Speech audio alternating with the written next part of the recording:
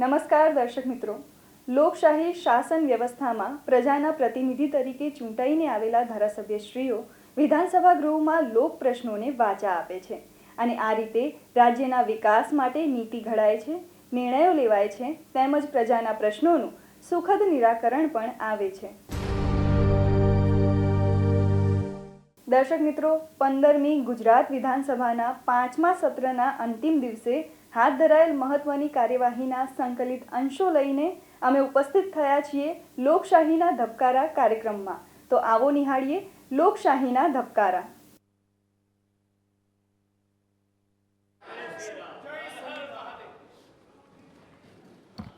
શ્રાવણ મહિનો છે એટલે મહાદેવજીને યાદ કરે છે આખું ગ્રહ.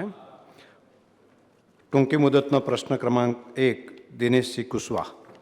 માનનીય અધ્યક્ષશ્રી, રાજ્ય સરકારે 2,14,000 જેટલા બેંક એકાઉન્ટ અનફ્રીઝ કરવા બદલ માનનીય મુખ્યમંત્રીશ્રી અને ગૃહ રાજ્યમંત્રીને હું ખૂબ ખૂબ અભિનંદન આપું છું. હું આ એક પૂછવા માંગીશ, આ કામગીરી માટે રાજ્ય સરકારનો હેતુ શું છે જણાવવા વિનંતી કરે.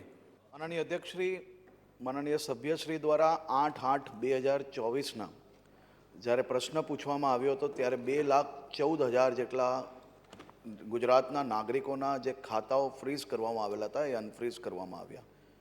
માનનીય અધ્યક્ષશ્રી, આજની તારીખે ગુજરાતના 2,58,497 નાગરિકોના ખાતાઓ અનફ્રીઝ કરવામાં આવ્યા છે.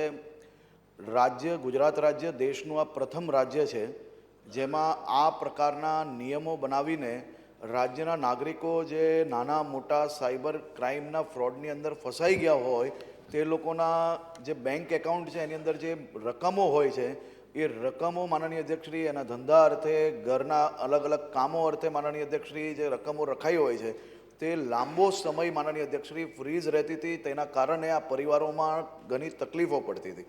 પરંતુ આજે આ નિયમો બદલવાના કારણે 2,58,497 પરિવારને માનનીય અધ્યક્ષશ્રી એના માટે દિવાળીના તહેવાર જેવી ખુશી છે. અને આ આખા દેશમાં ગુજરાત પહેલું રાજ્ય છે કે જેને નિયમોમાં બદલાવ કરીને લોકોને આ સામાન્ય માણસોને રાહત આપી છે. દર્શિતાબેન. માનનીય અધ્યક્ષશ્રી, હું આપના માધ્યમથી ગૃહમંત્રીશ્રીને પૂછવા માગું છું કે છેલ્લા 3 વર્ષમાં કેટલી વ્યક્તિઓને આવી રકમ પરત કરવામાં આવી અને સરકારે આ બાબતે બીજી શું વિચારણા કરી છે? માનનીય અધ્યક્ષશ્રી, આજના સમયનો સૌથી મોટી સમસ્યા અને સૌથી મોટી ચેલેન્જ જો કોઈ ક્રાઇમને રોકવાની હોય તો એ સાયબર ક્રાઇમ છે. આ ચેલેન્જ એ માત્ર ગુજરાત કે ભારત દેશ એનો સામનો નથી કરી રહ્યા. દુનિયાભરના બધા જ વિકસિત દેશો સાયબર ક્રાઇમ, ડીપ ફેક આવા અનેક વિષયોનો સામનો કરી રહ્યા છે.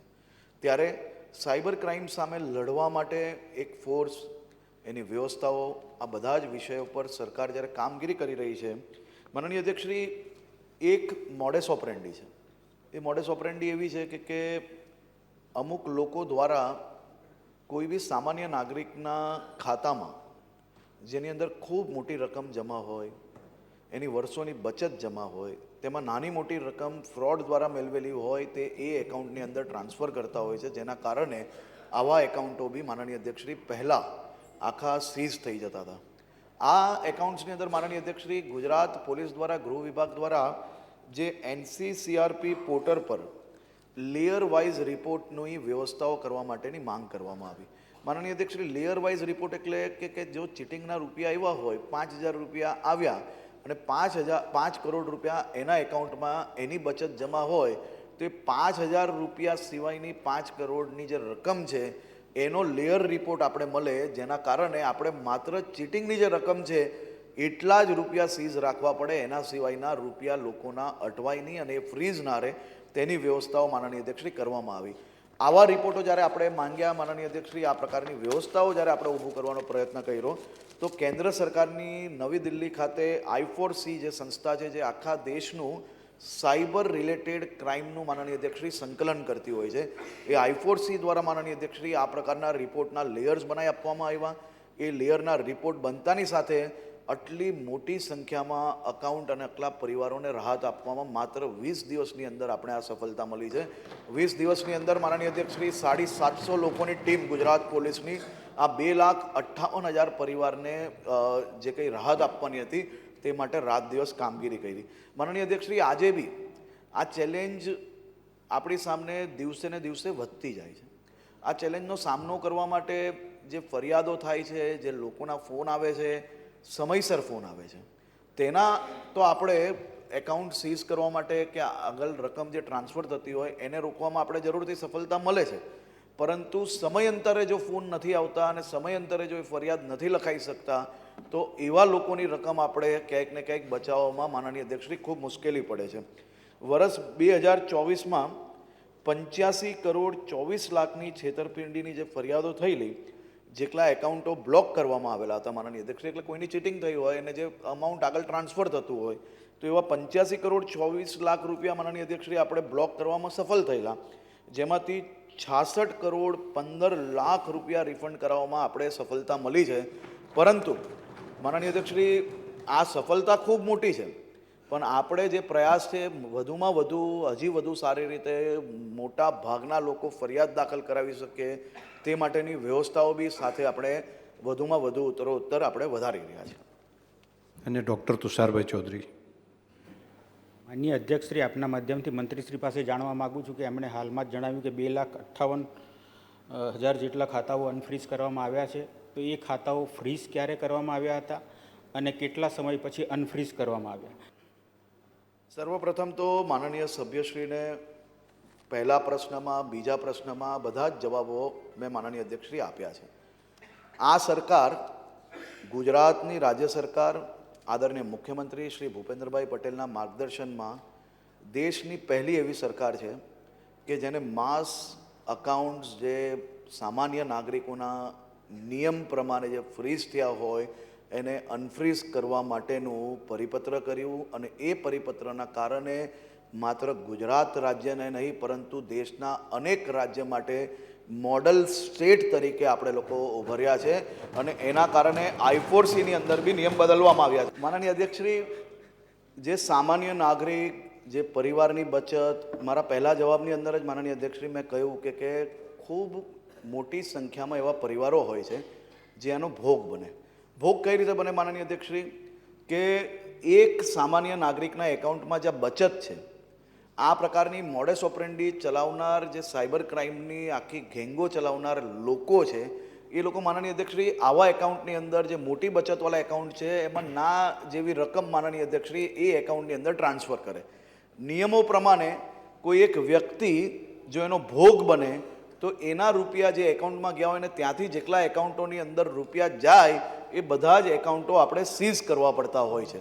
એ નિયમોને આપણે કોઈ બી ઉલ્લંઘન નથી કરતા, પરંતુ એ એકાઉન્ટમાં જેટલા 2 નંબર એટલે કે ચીટિંગ થયેલી રકમ આવી હોય એ રકમ તો આજે બી આપણે સીઝ રાખીએ છીએ, પરંતુ એના આખા પરિવારની બચત, એની વેપારનું જે બચત છે એ રૂપિયા આપણે માનનીય અધ્યક્ષશ્રી છોડવાનો જ આ એવા પરિપત્ર છે. એમાં જ માનનીય અધ્યક્ષશ્રી 2,58,000 જેટલા એકાઉન્ટ્સ આપણે અનફ્રીઝ થયા છે, જે દેશના બધા જ રાજ્ય ભેગા કરશો ને, બધા જ રાજ્ય, તો બી આટલા એકાઉન્ટ નહીં થાય જેટલા ગુજરાતે અનફ્રીઝ કર્યા છે. સાથે સાથે જે લોકોના અકાઉન્ટો અનફ્રીઝ થાય છે, માનનીય અધ્યક્ષશ્રી, જ્યારે બી કોઈ નવો નિયમ બનાવીએ તો સમાજમાં આ પ્રકારના લેભાગુ લોકો આ પ્રકારના પ્રયત્ન કરતા જ હશે. હું એને નકારતો નથી, એમના પ્રશ્નને, એમની વાતને બી નથી નકારતો, પરંતુ આ પ્રકારના કોઈ બી કિસ્સા તમારા ધ્યાનમાં બી આવે તો આપ અમારા ધ્યાનમાં મૂકજો. અમે જેટલા લોકોના એકાઉન્ટ અનફ્રીઝ કરીએ છીએ એ લોકોને ઈમેલના માધ્યમથી તાત્કાલિક જાણકારી આપીએ છીએ અને એમાં માનનીય અધ્યક્ષશ્રી કોઈ બી ચૂક થતી હશે તો એ બી અમે પાછી એકવાર સિસ્ટમ ચેક કરી લેશું. સમયગાળો એવું છે, હું આપી લઉં. એક મંત્રીશ્રી જવાબ આપી રહે પછી આપને મોકો. 1000 એકાઉન્ટના સમયગાળાઓ બધાના અલગ અલગ ફ્રીઝ કરવાના હતા અને અનફ્રીઝ જે થયા છે માત્ર 20 દિવસની અંદર થયા છે. આપણે એક નવું પરિપત્ર બહાર પાડ્યું. સમાજની અંદર ખરેખર આ મોટી તકલીફ હતી, આપણે સમજીએ છીએ, પરંતુ આજની જે ટેકનોલોજીના આધારે મિસયુઝ કરીને લોકો જે આનો ફાયદો લેતા હતા એ માટે આપણે આ પરિપત્ર કરવું જરૂરી હતું. પરંતુ કોઈના એકાઉન્ટ 6 મહિના પહેલાં બી થયા હશે, કોઈના 15 દિવસ પહેલાં બી થયા હશે અને કોઈના વર્ષ પહેલાં બી થયા હશે, પણ આપણે અનફ્રીઝ કરવું જરૂરી હતું, એટલા માટે આપણે અનફ્રીઝ કર્યું છે. ટૂંકી મુદતનો પ્રશ્ન ક્રમાંક 2, માન્ય શ્રી વિપુલભાઈ પટેલ. માન્ય અધ્યક્ષશ્રી, આપણા મારફતે રાજ્ય કક્ષાના સહકાર મંત્રીને પ્રશ્ન પૂછવા માગું છું કે 31/7/2024 સ્થિતિએ પ્રાથમિક કૃષિ ધિરાણ સહકારી મંડળીઓના મોડેલ બાયોલોજ કેટલા અપનાવવામાં આવ્યા છે અને આનાથી કૃષિ ધિરાણ મંડળીઓ કેવા પ્રકારની કામગીરી કરી શકે છે અને કેવા પ્રકારના લોકોને, ખેડૂતોને કેટલો ફાયદો, વિગતવાર માહિતી આપવા માટે વિનંતી. માન્ય અધ્યક્ષશ્રી, ખૂબ અગત્યનો પ્રશ્ન છે. આપ તો સહકારના ખૂબ જાણકારો અને અભ્યાસુ વ્યક્તિ છો, સહકારી આગેવાન છો, અમારા જિલ્લાનું ગૌરવ છો. આ હાઉસના ઘણા બધા સભ્યશ્રીઓ પણ સહકાર સાથે જોડાયેલા છે. પણ જ્યારથી દેશના યશસ્વી વડાપ્રધાન માનનીય મોદીજીએ 5 ટ્રિલિયન ઇકોનોમીની વાત કરી છે, દેશમાં સહકારતા વિભાગ અલાયદો ઊભો કરવામાં આવ્યો, ત્યારથી અમિતભાઈ શાહ સાહેબે પ્રથમ દેશના સહકારી મંત્રીએ સહકારતા મંત્રાલય બન્યા બાદ 54 જેટલા વિવિધ ઇનિશિયેટિવ લીધા છે. અને આ પૈકી એક મહત્ત્વની પહેલ એટલે પ્રાકૃતિક કૃષિ વિષયક સહકારી મંડળી માટે મોડલ બાયલોસ તૈયાર કરવાની હતી. માન્ય અધ્યક્ષશ્રી, 10,300 કરતાં વધારે પેક્સ એ રાજ્યમાં નોંધાયેલી છે. મોટાભાગની પેક્સને આપણે મોડલ બાયલોસ અપનાવવાની કામગીરી પરિપૂર્ણ કરી છે. સમગ્ર દેશ અને દરેક રાજ્યોની અંદર આ મોડલ બાયલોસ એક જ સરખી રીતે પેક્સ ચાલે, ગામડાઓ મજબૂત થાય, આર્થિક રીતે ગામડાઓ સમૃદ્ધ થાય અને ખેડૂતો સમૃદ્ધ થાય, ગામડાના યુવાનોને રોજગારીની તકો પૂરી પાડી દે. અને એટલા માટે આ મોડલ બાયલોઝ અપનાવ્યા છે. વિધાનસભાના તમામ ધારાસભ્યોએ પોતાના મત વિસ્તારમાં આવતા જેટલા પણ ગામડા છે, આ ગામડાની આ માહિતી બાદ કદાચ પોતાના ગામના યુવાનોને રોજગારીની તકો કઈ રીતે ઊભી થાય એ માન્ય અધ્યક્ષથી આપના માધ્યમથી સભાગૃહને જણાવવા માગું છું. મોડલ બાયલોઝ દ્વારા લગભગ 18 જેટલા ઉદ્દેશોને લગતી ધંધાકીય પ્રવૃત્તિ કરી આર્થિક ઉપાર્જન કરી શકે એ પ્રમાણેની કામગીરી છે. સભાસદો કૃષિ અને તેના ઉત્પાદનો લગતી પ્રવૃત્તિનું વિકાસ ટૂંકા ગાળાનું, મધ્યમ ગાળાનું ધિરાણ પૂરું પડી શકશે. સભાસદોને સરળતાથી ધિરાણની સુવિધા ઘર આંગણે મળશે. સભાસદોને કૃષિ વિષયક કામગીરી માટે લાંબા ગાળાની લોન પણ પૂરી પાડી શકશે. મંડળીમાં કાર્ય વિસ્તારમાં તેના સભ્યોને તકનીક અને નાણાકીય સહાય દ્વારા કૃષિ પેદાશો, તેના ઉત્પાદનો, પશુપાલન, મત્સ્ય ઉદ્યોગ, ઝીંગા ઉછેર, મરઘા ઉછેર, મધમાખી ઉછેર, રેશમ ઉત્પાદન એટલે સેરિકલ્ચર અને અન્ય જમીન અને સમુદ્ર આધારિત પ્રવૃત્તિ અને તેના સંબંધિત પ્રવૃત્તિને પ્રોત્સાહન આપવા એની વિકસાવવાની કામગીરી થશે. અને જે ગામની અંદર દૂધ મંડળી કે ફિશરીઝ મંડળી નહીં હોય, માન્ય અધ્યક્ષશ્રી, હમણાં જ આપણે અમૂલ ફેડરેશન દ્વારા પણ એક ઠરાવ કરવામાં આવ્યો છે, મોડલ બાયલો સુધારવામાં આવ્યા છે. જે ગામની અંદર દૂધ મંડળી નહીં હોય એ ગામની અંદર પેક્સ પણ હવે પછી દૂધને લગતી કામગીરી કરી શકશે. આ ઐતિહાસિક નિર્ણય એક સહકાર વિભાગે કર્યો છે. માન્ય અધ્યક્ષશ્રી, મંડળીના સભાસદોને ના લાભ માટે સ્થાનિક એકમો, સરકારી વિભાગો, યુનિવર્સિટી, કંપનીઓ સાથે સંકલન સાધી અને તેની જરૂરી વ્યવસ્થા પૂરી પાડી શકશે. અને સેવા અથવા વ્યાવસાયિક કામગીરી જેવી કે માળખાગત વિકાસ, સામુદાયિક કેન્દ્ર, હોસ્પિટલ. માન્ય અધ્યક્ષશ્રી, ગામથી તાલુકા લેવલે કે જિલ્લા લેવલે જવું હોય તો દરેક ગામમાં દેશના યશસ્વી વડાપ્રધાન માનનીય મોદી સાહેબે જે જેનરિક દવાના સ્ટોર એની પણ મંજૂરી આગામી દિવસોમાં પેક્સ ચલાવી શકશે.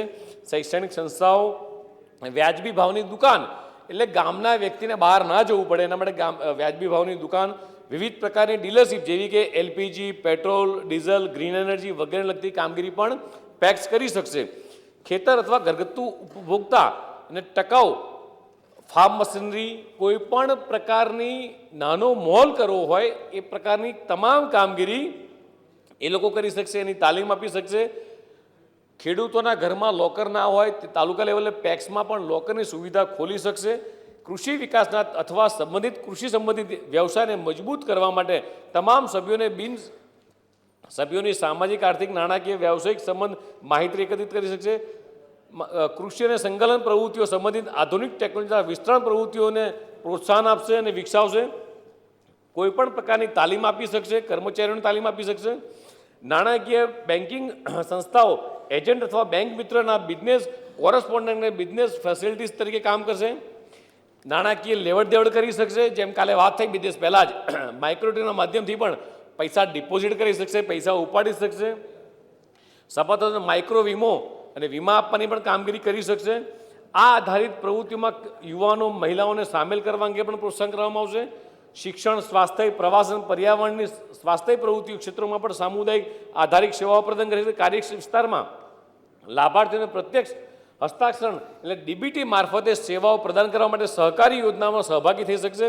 સરકાર દ્વારા વિવિધ હેતુઓ માટે ઉપયોગમાં લેવાતી માહિતી ડેટા સેન્ટરના સ્ત્રોત કામગીરી કરશે. કોમન સર્વિસ સેન્ટર તરીકે કામ કરતી આવરી લેવાયેલ તમામ સેવાઓ ઘણાગણે સભાસદોને ગ્રામજનોને પૂરી પાડી શકશે. મંડળીના સભ્યો લાભાર્થી કાર્ય વિસ્તારની અંદર અથવા બહાર માર્કેટિંગ કરતી પ્રવૃત્તિ હાથ ધરી શકશે.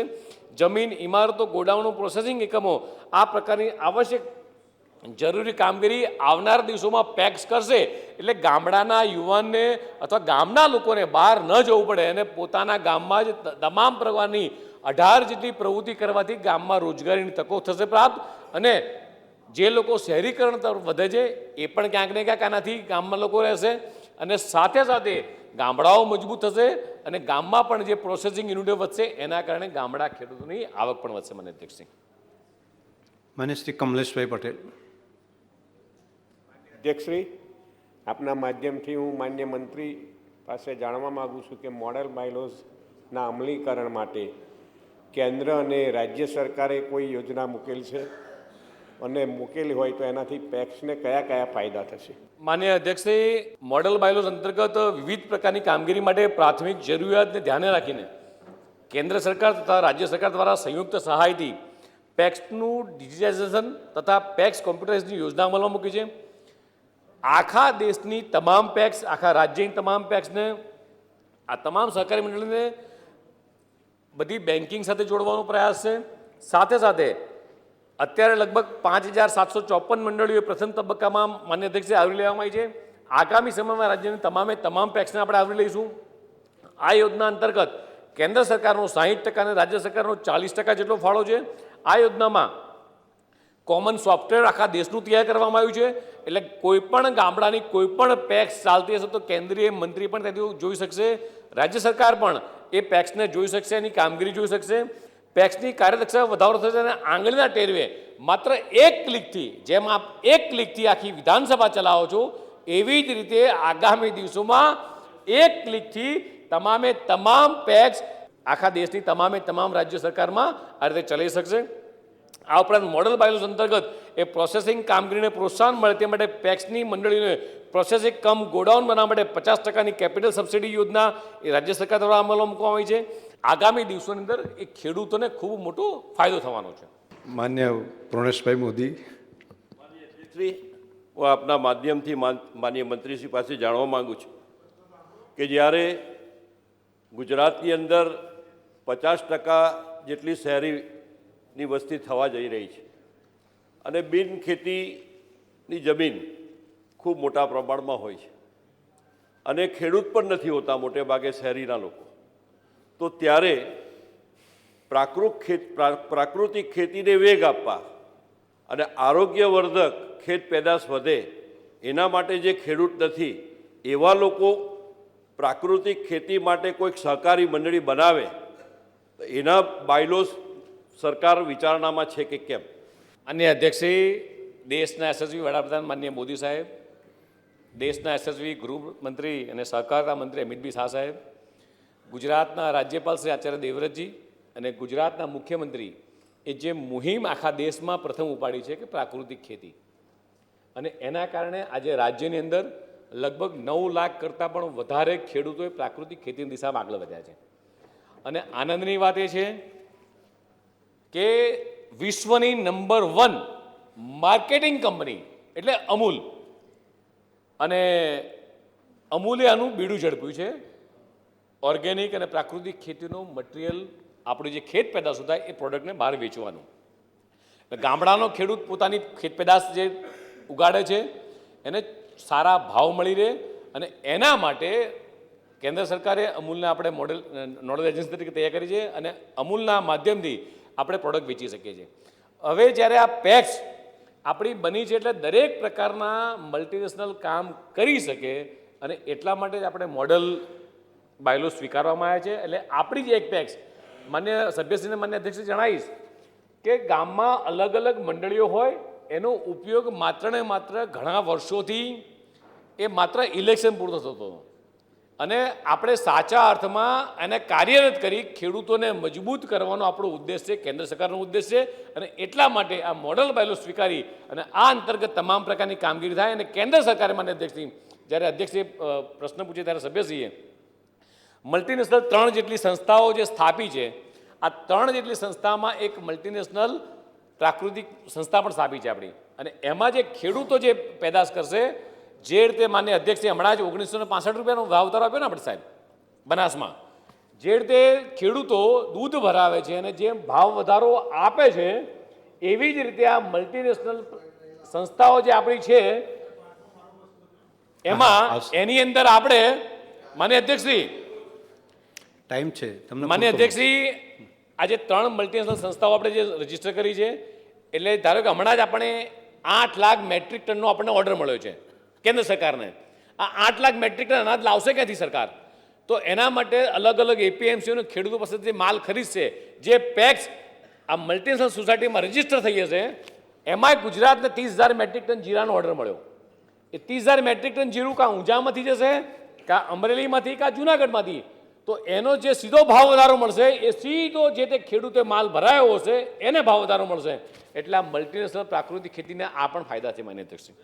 માન્ય અમિતભાઈ, જેટલો ટૂંકો પૂછશો ને એટલો તમારા પાછળના પ્રશ્નોનો જવાબ મળશે. લાંબુ કીધું એટલે પૂછવાનું મન થયું. માન્ય અધ્યક્ષશ્રી, 3,500 પંચાયતોમાં મંડળીઓ હાલ અસ્તિત્વમાં નથી કાં તો એને આ બાયલોજ અંગે કોઈ માહિતી નથી, એ જાણવા માંગુ છું. અધ્યક્ષશ્રી, પહેલાં તો આ પેક્સનો મૂળ હેતુ એ બદલાવાનો નથી, પણ જે વ્યાપક રીતે એનો બહોળો એ કર્યું છે એના કારણે યુવાનોને રોજગારી મળશે, ખેડૂતો મજબૂત થશે અને ગામની પેક્સ પણ મજબૂત થશે. 2, ત્રીજી વસ્તુ કે 10,000 કરતાં પણ વધારે પેક્સ છે જે પેક્સ નથી નોંધાયેલી અથવા જે લેમ્પ્સમાં છે, જે 4-5 જ્યાં ગામડા નાના છે એને આપણે લેમ્પ્સમાં નોંધેલી છે, બરાબર છે. બીજી વસ્તુ કે 658 જેટલો તમે જે આપણે લખેલું છે એની અંદર માન્ય અધ્યક્ષ એવું છે કે જે થીલા મંડળીની જે વાત કરી એ કોઈ કારણસર ચાલતી ના હોય મંડળી એટલે એને ફડચામાં ગઈ હોય એનું ઓડિટ કરી એને જો રિવાઇવ થવાની છે તો રિવાઇવ કરીશું અથવા દૂર કરી અને જે તે ગામને નવી નોંધીશું. માન્ય અર્જુનભાઈ. માન્ય અધ્યક્ષશ્રી, ગુજરાત રાજ્ય છે એ સહકારી પ્રવૃત્તિઓનું પ્રાઇમ મૂવર છે. જે ગામોમાં આ પ્રકારની મંડળીઓ નથી અથવા તો ત્યાં ખાલી સુસુપ્ત અવસ્થામાં છે ત્યાંના યુવાનોને આપણે જે સહકારી મંડળીના મંત્રી તરીકે બેંકના ખર્ચે તાલીમ આપીને એ નવા યુવાનોની એક નવી પેઢી સહકારી પ્રવૃત્તિમાં રસ લે એટલા માટે એ તૈયાર કરી રહ્યા છે. તો આવા પ્રયોગોને પ્રોત્સાહન આપીને દરેક ગામમાં પેક સહિતની જે વિવિધ સહકારી મંડળીઓ છે એનો વિકાસ કરવા માગો છો કે કેમ? એ મંત્રીની વાત કરે છે એટલે ગામના મંડળીના મંત્રીની વાત છે. માન્ય અધ્યક્ષશ્રી, કેન્દ્ર સરકારના માર્ગદર્શન હેઠળ રાજ્ય સરકારે ઘણા બધા ઇનિશિયેટિવ લીધા છે. આ પેક્સના માધ્યમથી 27 લાખ જેટલા ખેડૂતો જોડાયેલા છે અને રાજ્ય સરકારે અગાઉ 80 જેટલા વર્કશોપ કર્યા હતા, ફરીથી 251 તાલુકા વાઇઝ વર્કશોપ કર્યા છે અને હજી પણ જેટલા પણ હાઉસના ધારાસભ્યો છે પોતાના મત વિસ્તારમાં આવતી પેક્સમાં ઇનિશિયેટિવ લે તો રાજ્ય સરકાર એના માટે ફરીથી જ્યાં પણ ધારાસભ્ય કહેશે ત્યાં મંત્રીઓની ટ્રેનિંગ, આખો વર્કશોપ, આ પેક્સ કઈ રીતે કામ કરશે, મોડલ બાયલો શું છે, એ તમામ માર્ગદર્શન આપવા માટે રાજ્ય સરકાર તત્પર છે માન્ય ભૂપેન્દ્રભાઈના વિઝન હેઠળ. પ્રશ્ન ક્રમાંક 4 માન્ય શ્રી હર્ષદભાઈ પટેલ. માન્ય અધ્યક્ષશ્રી, શોધ યોજનાનો હેતુ શું છે? આ યોજનાનો લાભ કયા વિદ્યાર્થીઓને મળે છે અને અરજી કરવા માટેની પાત્રતાનું ધોરણ શું છે? માનનીય અધ્યક્ષ મહોદય, શોધ યોજના એટલે scheme of developing high quality research. ઉચ્ચ શિક્ષણ પ્રાપ્ત કરવા માટે સ્નાતક અને અનુસ્નાતક પછી જે હોશિયાર વિદ્યાર્થીઓ જે સંશોધનમાં જેમને રુચિ છે આવા સ્ટુડન્ટ્સ માટે શોધ યોજનાનું કરવામાં આવ્યું છે સરકાર દ્વારા. આ યોજના માનનીય અધ્યક્ષ મહોદય યોજનાનો હેતુ સંશોધન પછી રાજ્ય સરકારને એના થીસીસથી અન્ય વિદ્યાર્થીઓ અને કાયમિક માટે યુનિવર્સિટીની અંદર એમનો ઉપયોગ થઈ શકે. આ યોજનામાં અનુસ્નાતક કક્ષાએ ઓછામાં ઓછા 55% હોવા જોઈએ. SC, ST, OBC, non creamy layer અને ડિફરન્ટલી એબ્લેન્સ કેટેગરીના વિદ્યાર્થીઓના 5% ગ્રેસિંગ અને રાઉન્ડ ઓફ ધ કર્યા સિવાયની છૂટછાટ મળવાપાત્ર રહેશે. ગુજરાતની માન્ય સરકારી રેક્ટોરિયલ કે ખાનગી યુનિવર્સિટી અથવા તો રિસર્ચ સંસ્થાઓમાં પીએચડી કોર્સમાં રેગ્યુલર ફૂલ ટાઈમ મોડમાં પ્રવેશ મેળવેલો હોવો જોઈએ. રાષ્ટ્રીય કક્ષાની સંસ્થાઓના વિદ્યાર્થીને આ યોજનાનો લાભ મળવા પાત્ર નથી.